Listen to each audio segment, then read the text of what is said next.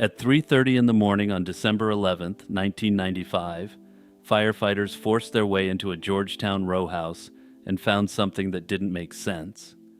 The fire was small, barely $15,000 in damage, confined almost entirely to a bed in an upstairs bedroom.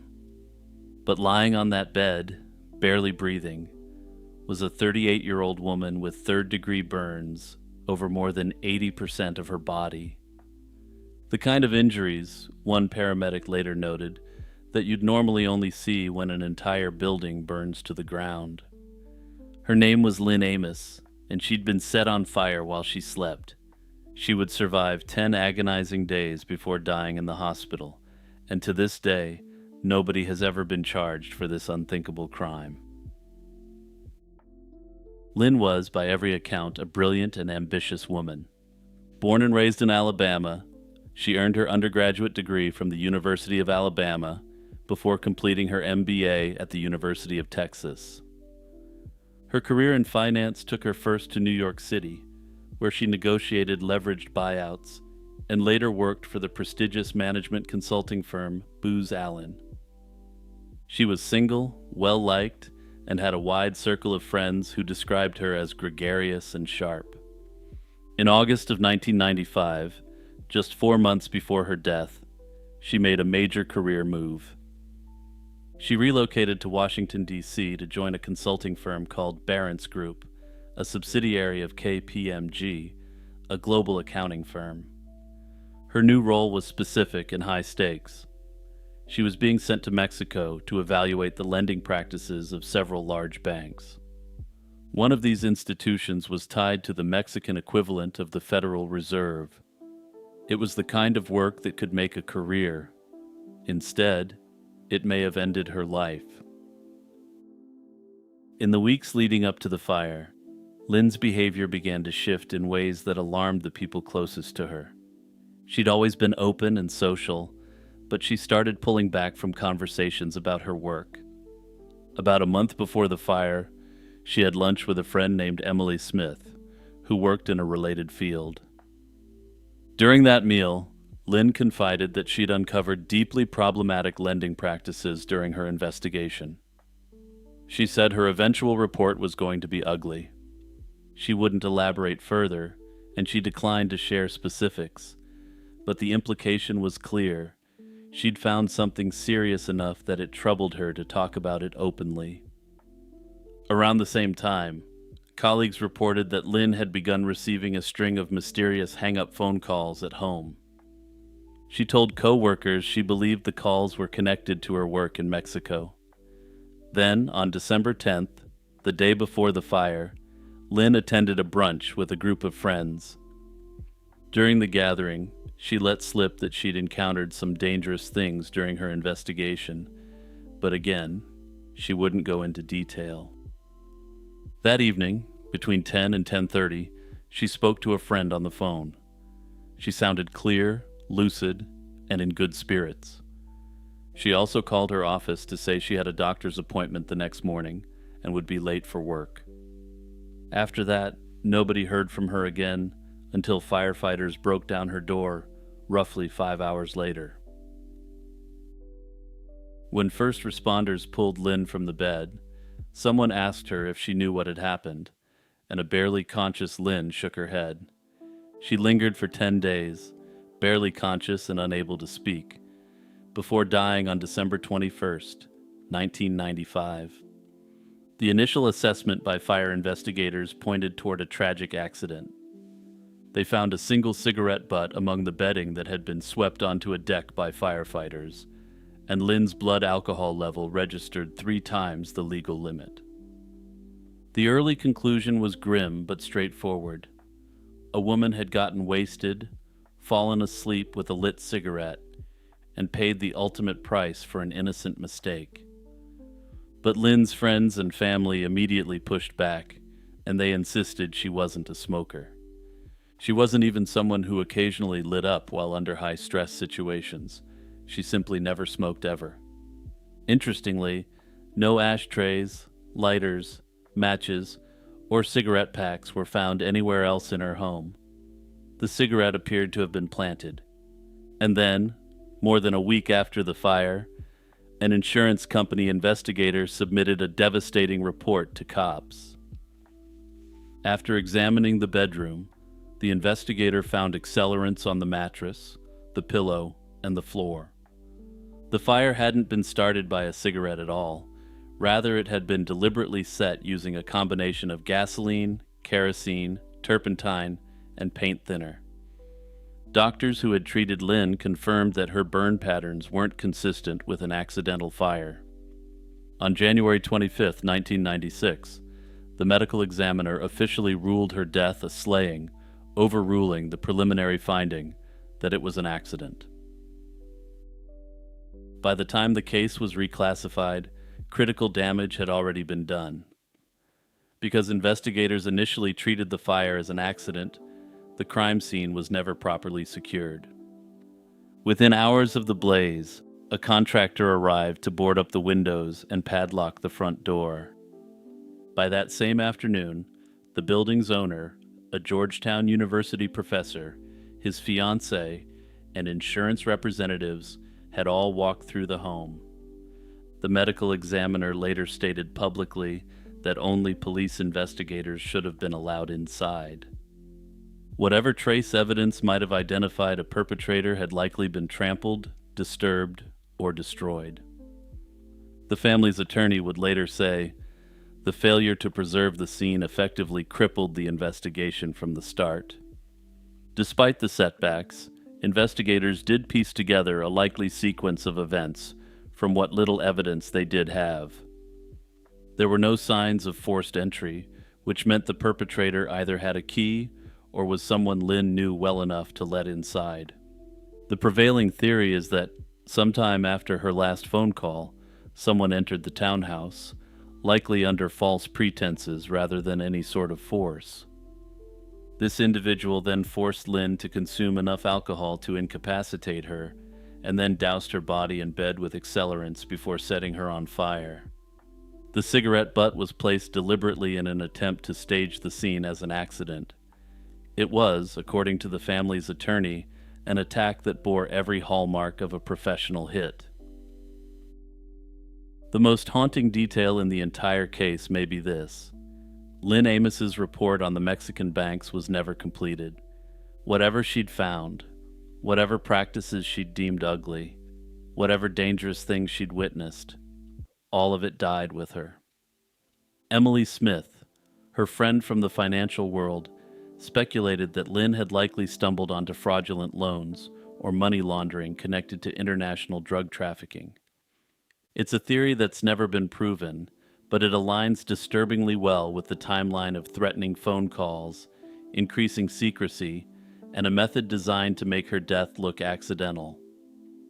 The Barents Group declined through a spokesman to comment on Lynn's work, and their chilling silence has persisted for 3 decades. The investigation eventually stalled due to the lack of physical evidence and the absence of witnesses. No suspects have ever been publicly named. The case was featured on Unsolved Mysteries in December of 1996, but it produced no breakthrough leads.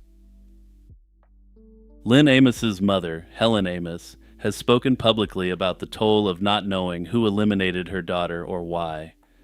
She said the family will never recover from losing Lynn, but that the absence of answers makes the grief immeasurably worse. Her brother Doug has been equally blunt, calling the case a straightforward professional hit and expressing frustration with the initial failures of the investigation. Some have also questioned, given the stakes involved, whether the initial investigation was botched or whether it went perfectly to plan. It's been speculated that the politically powerful hands involved in this crime may have crossed international boundaries and played a role in the investigation as well. More than 30 years have now passed since that December night in Georgetown, and the case remains exactly where it was in 1996. Somewhere, somebody knows what Lynn Amos found in those Mexican bank records. And somebody knows why a brilliant, ambitious woman was silenced in her own bed while the rest of Washington slept. On the afternoon of October 19th, 1978, a building employee at the Osborne Apartments on West 57th Street in Manhattan heard two gunshots ring out from Suite 1B. 5 hours later, police discovered the bodies of 64-year-old actor Gig Young and his 31-year-old wife, Kim Schmidt. Both had been shot in the head. Young lay face down on the bedroom floor with a Smith & Wesson revolver still in his hand. Schmidt was face down beside him. There was no note. A diary lay open on a nearby surface, turned to the entry for September 27th, which read simply that they'd gotten married that day. It had been just 3 weeks since the wedding. Police also found 3 additional revolvers and roughly 350 rounds of ammunition in the apartment. Young's Academy Award for Best Supporting Actor sat nearby. The motive for what happened in that room has never been determined. It's a strange thing when a man wins the highest honor in his profession and then, less than a decade later, dies in circumstances so grim that the achievement becomes a footnote. But that's the story of Gig Young, an actor whose talent was real, whose demons were relentless, and whose final act of violence remains one of Hollywood's most baffling unsolved mysteries. The man who became Gig Young was born Byron Barr on November 4th, 1913, in St. Cloud, Minnesota. His father, John, worked as a chef, and his mother, Emma, struggled with illness throughout much of his childhood. The family relocated to the nation's capital, and later to Waynesville, North Carolina. He discovered acting through high school plays, and after graduating, worked as a used car salesman while studying acting at night. When a friend offered him a ride to Hollywood if he'd split the cost of gas, he took the risk. He earned a scholarship to an acting school and eventually caught the attention of Warner Brothers, who signed him for bit parts. In 1942, he appeared in a film called The Gay Sisters as a character named Gig Young. The studio liked the name and insisted he adopt it permanently, partly to avoid confusion with another actor working under the same birth name. Notably, this means that Gig Young is credited in the film as Gig Young, but he wasn't playing himself. But he was about to be interrupted by the events in the world at the time, and he ended up serving in the Pacific in the fight against the Japanese Empire. He expected to return to his previous contract, but Warner Brothers dropped him either while he was enlisted or soon after, and he began freelancing. Throughout the late 1940s and 1950s, Young carved out a reliable niche as the charming second lead. He was the best friend, the brother, the man who never got the girl. He earned his first Academy Award nomination for Best Supporting Actor in the 1951 drama Come Fill the Cup, playing an alcoholic opposite James Cagney. A second nomination followed for the 1958 comedy Teacher's Pet, where he held his own alongside Clark Gable and Doris Day. But stardom in his own right always seemed to elude him. He was good enough to be noticed, never quite big enough to carry a picture. Young's personal life was a revolving door of failed marriages and escalating dysfunction. His first wife, Sheila Stapler, was a classmate from his acting school days. His second wife, Sophie Rosenstein, was a drama coach at Paramount who was several years his senior. Unfortunately, she was diagnosed with cancer shortly after the wedding and died less than 2 years later.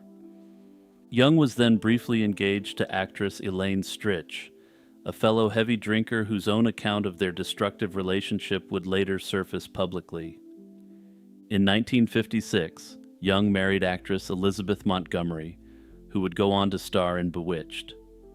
Her father, television producer Robert Montgomery, opposed the union and reportedly refused to attend the ceremony. The marriage lasted 7 years before Montgomery divorced Young, citing his worsening alcoholism and general dysfunctional behavior. Those close to the couple confirmed that Young's conduct had been volatile and at times violent. 9 months after the divorce from Montgomery, Young married real estate agent Elaine Williams, who was pregnant at the time. Their daughter, Jennifer, was born in April 1964. The marriage collapsed within 3 years, and during the subsequent child support battle, Young denied that Jennifer was his biological child, despite there being no evidence to the contrary. He fought the case for 5 years and lost, and the relationship between father and daughter never recovered. In 1969, Young's former agent Martin Baum, who had become head of ABC Pictures, pushed to cast Young to play a sleazy character in the movie They Shoot Horses. Director Sidney Pollack hadn't wanted him. Jane Fonda, the film's star, was reportedly unhappy with the choice. But Baum insisted, and Young delivered the performance of his career. He won the Academy Award for Best Supporting Actor, beating out a strong field. He wanted it to be the beginning of leading man status, the start of what people could finally call a gig Young movie, but it never happened. Instead, the Oscars seemed to mark the beginning of the end. Young is sometimes cited as an example of the so-called Oscar curse. This is the alleged phenomenon where an award winner's career inexplicably stalls or declines after the win. In Young's case, the decline was neither inexplicable nor sudden, and it was all due to his increasingly unhealthy relationship with alcohol. After a decent supporting role in Lovers and Other Strangers in 1970, Young's alcoholism began destroying what was left of his professional life. In 1974, Mel Brooks cast him as the Waco Kid in Blazing Saddles, but on his first day of shooting, Young collapsed on set.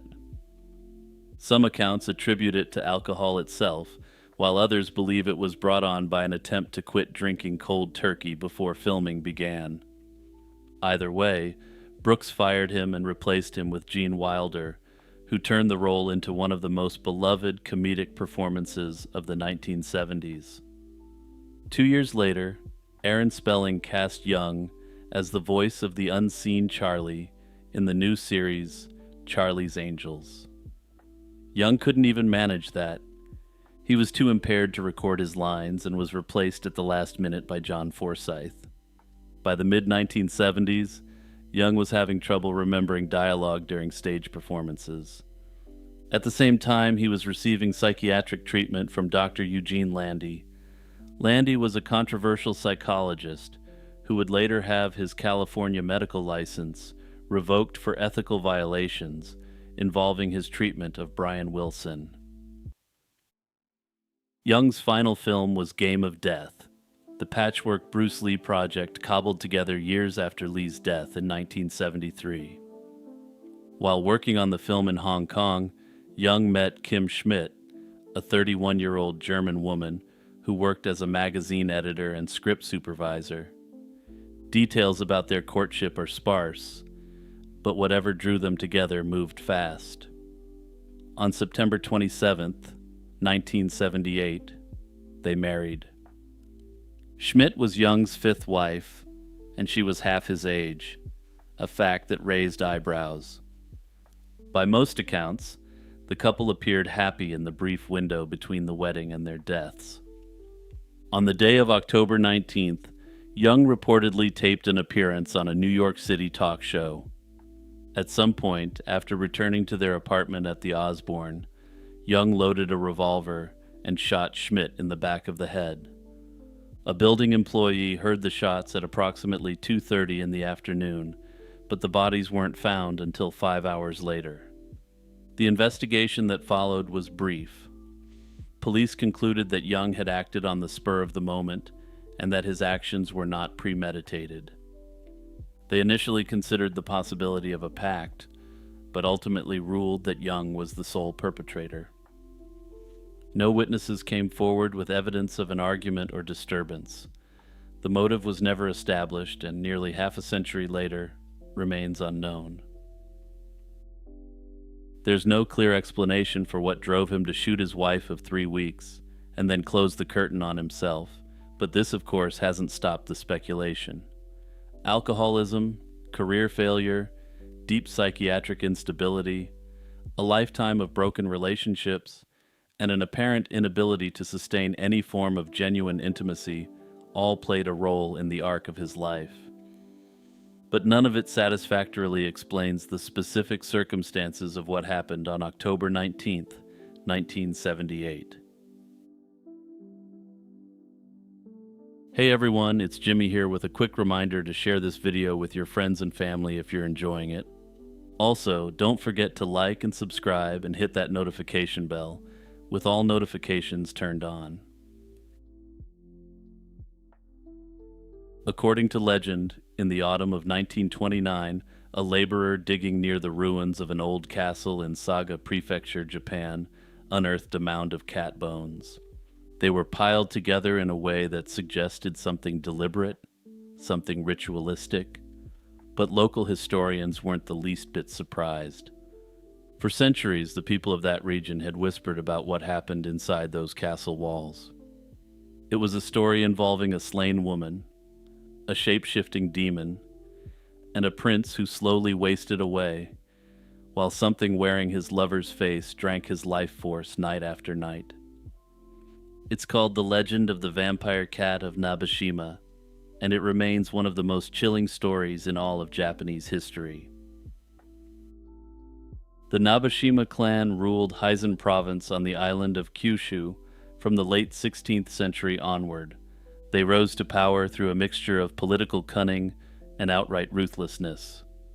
Most infamously, they had betrayed the Ryuzoji clan, their former liege lord, whose territory the Nabeshima effectively absorbed. It was the kind of power grab that left deep scars on the regional psyche, and due to this act, their reputation was terrible. Many of the supernatural tales associated with the Nabeshima family carried an unmistakable undertone of divine karmic punishment. The spirits of the betrayed, so the stories went, wouldn't rest easily. The Nabeshima lords governed from Saga Castle, and while they maintained stability for generations, their rule was haunted by that memory of how they'd come to power. Ghost stories and vengeful spirit tales attached themselves to the family like barnacles to the hull of a ship. The vampire cat legend is the most famous of these, and it first gained widespread attention through a 19th century literary collection. This was a compilation of strange and supernatural tales from the saga domain, presented as a true secret history rather than fiction. The story begins with Prince Nabeshima Mitsushiga, though historical versions sometimes shift the identity of the prince involved.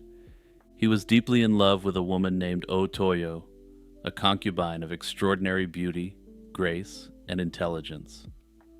She was, by all accounts given in the tale, the light of the prince's life, his closest companion, and the person who brought him the most joy. Their relationship was the envy of the court, and the prince spent many of his private evenings in her company within the inner quarters of the castle. One night, Otoyo retired to her chambers as usual. What she didn't know was that something had quietly followed her. According to the legend, a massive cat, a bakaneko, or supernatural cat spirit, crept into her room while she slept. The creature eliminated Otoyo silently in the dark, buried her body beneath the veranda of the castle, and then assumed her exact physical form down to the smallest detail. From that moment on, the thing that walked through the halls of Saga Castle and spoke with Otoyo's voice, and lay beside the prince at night, was no longer human, but a cat. This is the part of the story that gives it such lasting power, since there's something profoundly unsettling about a creature that wears the skin of someone you love. The prince noticed nothing at first. Otoyo looked the same, sounded the same, behaved the same, but slowly, imperceptibly, things began to change. Night after night, the prince grew weaker. He became pale, listless, unable to concentrate. His advisors, physicians, and attendants were baffled. There was no obvious illness, no wound, no poison. He simply seemed to be fading, as though something was draining the vitality out of him while he slept. And that, according to the legend, was exactly what was happening. The vampire cat, still disguised as Otoyo, was visiting the prince's bedchamber each night and feeding on his life energy. The creature was consuming him slowly while they lay in bed next to each other. The castle's guards were ordered to keep watch over the prince at night, but something deeply strange kept happening. Every single guard who was assigned to the prince's chamber fell into a deep, unnatural sleep as midnight approached. No matter how disciplined, no matter how alert, they'd simply collapse into unconsciousness right when they were needed most. This continued for weeks, and the prince deteriorated further. The court was gripped by panic, and rumors of a supernatural curse began to spread through the castle like wildfire. It's worth pausing here to note that this narrative device, the guards who can't stay awake, appears in folklore traditions across the world. The inability of protectors to remain conscious in the presence of evil is a deeply archetypal idea, one that speaks to the helplessness people feel when confronting forces they don't understand. Enter Ito Soda, a young soldier of the lower ranks. In some versions, he's a foot soldier, in others, a retainer of modest standing. What matters is that he wasn't a man of great importance. He was simply someone who refused to accept that the situation was hopeless. Ito Soda volunteered to stand guard over the prince, and he came prepared. Knowing that every previous guard had succumbed to sleep, he devised a method to keep himself awake through the night. He placed the blade of his short sword, his wakizashi, pointing into his own thigh, and every time drowsiness crept over him, the pain from the wound jolted him back to full alertness. Soda's willingness to wound himself in order to protect his lord speaks to the samurai ideal of absolute loyalty that was central to the warrior code of feudal Japan. As the night wore on, Ito Soda remained awake. And because he remained awake, he saw what no other guard had been able to see. The false Otoyo entered the prince's chamber and approached the sleeping lord. But when the creature sensed that someone in the room was still conscious, still watching, it hesitated. It couldn't perform its nightly ritual with a witness present. The thing retreated, and for the first time in weeks, the prince slept peacefully through the night. His condition began to improve almost immediately, but due to the low rank of the person who had seen it, the prince's higher retainers were reluctant to accept his claim. Soda's vigil had broken the creature's hold, but it hadn't destroyed it. The false Otoyo continued to exist within the castle, and while the prince's health was recovering, the threat remained. Eventually, Soda was able to report what he'd witnessed directly to the prince's senior advisors, and a plan was devised. They would confront the creature directly. When Soda and a group of armed retainers moved to apprehend the false Otoyo, the creature realized it had been discovered. It dropped its human disguise and revealed its true form, a monstrous cat of enormous size, with blazing eyes and supernatural speed. The beast escaped from the castle grounds and fled into the mountains surrounding Saga. A massive hunting party was organized, and the Nabashima warriors pursued the creature through the dense, mist-covered forests and steep terrain of Heisen province. After a prolonged, exhausting, and dangerous chase through rough terrain, they finally cornered the vampire cat and cut it down. The prince recovered fully, and Soda was rewarded for his bravery and loyalty. The real Otoyo's remains were discovered beneath the veranda, confirming everything the legend had claimed. In the end, the legend of the vampire cat of Nabashima sits in that uneasy space between folklore and history where certainty becomes impossible. The narrative contains unmistakably supernatural elements, a shape-shifting demon, guards falling into enchanted sleep, and a creature feeding on a prince's life force. These are all motifs that appear repeatedly in ghost traditions around the world. At the same time, the story is anchored to real people and places, particularly the powerful Nabeshima clan, who ruled Saga for centuries during the era of the Tokugawa shogunate. That mixture is precisely what makes the story so difficult to dismiss entirely. Legends often grow around genuine incidents, transforming ordinary tragedies into supernatural dramas over generations. A sudden illness of a lord, the unexplained death of a court attendant, or political intrigue within Saga Castle could easily have sparked rumors.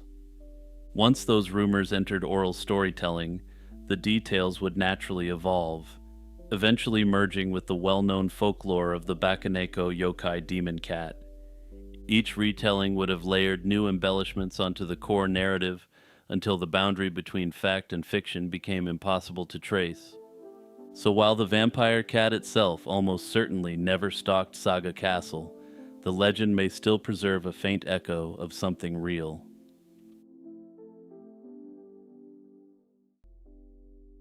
On a quiet autumn morning in October 2012, a man walking along Zinjan Beach in Split, Croatia, noticed an unbearable stench coming from a discarded plastic bag.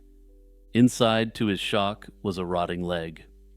This grisly discovery marked the start of one of Split's most perplexing unsolved mysteries. A dismembered John Doe, whose remains would soon surface on two different beaches. Over a decade later, both the victim's name and his perpetrator remain unknown. The gruesome nature of the crime stunned the community at large and spurred an exhaustive police investigation, yet every lead only deepened the mystery. The first body part was found on October 8, 2012, when a passerby at Zinjan Beach stumbled upon a severed leg inside a plastic bag. This leg was confirmed to be human almost immediately, sparking the initial investigation. Just over a week later, on October 16th, another gruesome find was reported across town at the Zenta Harbor. A partially decomposed human torso was spotted wedged in the rocks of a marina breakwater. The torso had arms attached but was missing its head and both legs, clearly linking it to the earlier discovery. The following day, police divers searching the waters near that spot recovered the victim's head, which had been wrapped in newspaper and placed in its own plastic sack. No other remains were ever located despite extensive searches. All the recovered remains were sent for forensic examination, which confirmed they belonged to one individual. Investigators extracted a DNA profile from the victim's tissue and bone, but it didn't match anyone in Croatia's DNA databases. Fingerprints were also lifted from the plastic bag that held the head, offering a potential clue to the perpetrator, but these prints were of poor quality. The autopsy shed further light on the crime. The medical examiner determined that the John Doe likely died from severe chest injuries before being dismembered. He had multiple broken ribs.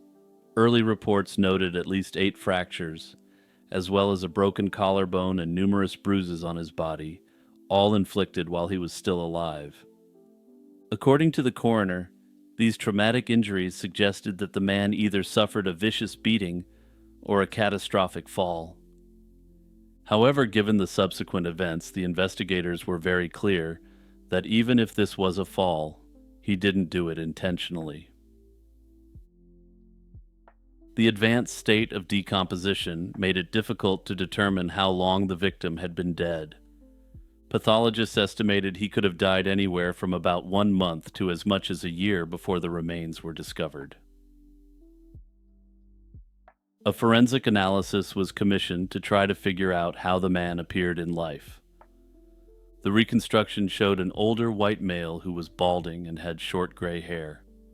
He was likely around 5'10", and the investigation indicated he had significant dental work done in the past. Medical examiners also noted signs of kidney and heart disease, suggesting he was in poor health and possibly had mobility issues. These clues painted a picture of a man in his 60s or 70s who lived a quiet, perhaps housebound life. Armed with the composite sketch and physical details, Split police appealed to the public for help in identifying the unknown man. They urged citizens to consider whether any elderly male neighbor or relative had gone missing from their community. This focus on immobile seniors was based on the investigators' hunch that the victim had been frail and largely homebound. If such a person quietly disappeared, it might not immediately spark suspicion from neighbors or relatives. The perpetrator may have been able to simply pass it off as an instance where the man perished naturally, and given his poor health, further questions were unlikely to be raised. Despite exhaustive efforts, by the end of 2012, the case had grown cold. Not a single useful clue had been found, and the investigators' frustration grew as every potential lead hit a dead end. Over the years, several theories have emerged about what might have happened. Investigators strongly suspect that this man was targeted by someone he knew, most likely a caregiver. Indeed, police noted that the John Doe appeared to have led a very isolated life in Split or its outskirts, which would make it easier for his absence to go unnoticed for a long time. This profile supports the idea that the perpetrator took advantage of the man's solitude and vulnerability. Some have speculated that the motive could have been financial, for example, concealing the death to continue collecting the man's pension or for an inheritance. Another idea suggests that the reason why the man hasn't been discovered is that he wasn't a local at all. Split is an extremely popular vacation destination. It's possible that someone from elsewhere in Europe may have brought their elderly relative to Split under the auspices of a sunny vacation. During the vacation, this relative may have slain this elderly man and then covered it up using macabre techniques. This theory also has elements of the previous ideas discussed, since it may provide a convenient excuse for why someone is gone. If an elderly and unwell person from, say, France or Germany died on vacation in Croatia, this may not raise too many eyebrows back home from other relatives. Notably, this seems to be a case that would be ripe for solving with genetic genealogy if it happened in the United States or Canada. That said, it happened in Europe, and the laws surrounding genetic genealogy are different, so perhaps the Split John Doe case will remain sadly unsolved. At dusk, a single ripple on Arkansas's White River can spark a legend. For over a century, locals have whispered that something huge lurks beneath its muddy waters, a hulking gray beast, the so-called White River Monster. Rumors of a strange creature in the White River date back at least to the turn of the 20th century. An Arkansas newspaper in 1912 reported that lumbermen saw a massive, boulder-like thing at the bottom of the river which suddenly moved, convincing them it was a giant turtle. Over the next decade, a few other witnesses claimed to see an animal with gray, crusty skin blowing water into the air. These local tales remained obscure until the summer of 1937, when the monster exploded into national news. In July 1937, near Newport, Arkansas, farmer Bramlett Bateman rushed to the White River after his farmhands alerted him that something enormous had risen from the water. Bateman later described the creature as wide as a car and 3 cars long, with a smooth, wrinkled hide like that of an elephant. He wasn't alone. At least 3 other locals attested to the same sight. As word spread, the elusive beast earned the nickname Whitey. Newport soon caught monster fever, and the town quickly built a viewing platform on the riverbank and charged 25 cents admission to crowds of sightseers. Reporters and thrill seekers poured in, giving the town a much-needed influx of cash during the Depression. The White River Monster became a media sensation. A scuba diver was even hired to search the deep pool where Whitey was seen, but after several dives into the murky water, he came up empty-handed. Some experts suggested at the time the creature was nothing more than an oversized fish, perhaps an alligator gar or giant catfish, or even a floating log stirred by bubbles. By late July, with no definitive proof, the frenzy died down. The mysterious creature slipped out of the headlines, leaving behind only stories and a newfound local legend. The White River Monster stayed quiet, or at least out of the news, for the next few decades, but it simmered below the surface, growing into an Arkansas urban legend. It surfaced again in the early 1970s. In 1971, fresh reports from Newport reignited interest. Several locals claimed they saw a gray, humped creature in the river that summer. One man even snapped a blurry photo of a spiny-backed hump in the water, and soon afterward, enormous three-toed footprints were found pressed in the river mud. Also, while I do have the photograph taken at the time on the screen right now, this is one where I really can't recommend that you take a look if you aren't already doing so. There does appear to be something there that could technically be described as humps, but the photograph is simply too blurry to be useful at all. I suppose that's par for the course for cryptid photography, though. At any rate, despite the grainy nature of the photo, excitement swept the area once more. In 1973, Arkansas's legislature declared part of the White River a White River Monster Refuge, legally protecting the creature within that stretch. By 1974, the sightings had stopped as abruptly as they began, and the monster once again slipped back into obscurity. Dozens of theories have bubbled up over the years. One popular biological theory holds that the monster was actually a known animal misidentified in an unfamiliar environment. For instance, some researchers point to the Florida manatee as a likely candidate. Manatees are massive, often 10 to 15 feet long, weighing over 1,000 pounds, and have smooth gray or nearly white skin. They also make loud blowing sounds when coming up for air, just like witnesses reported of the monsters. Notably, manatees can tolerate fresh water and sometimes wander far from Florida. There's historical precedent for this too, and one even swam to Memphis in 2006 before sadly perishing. A lost manatee in Arkansas could explain a lot.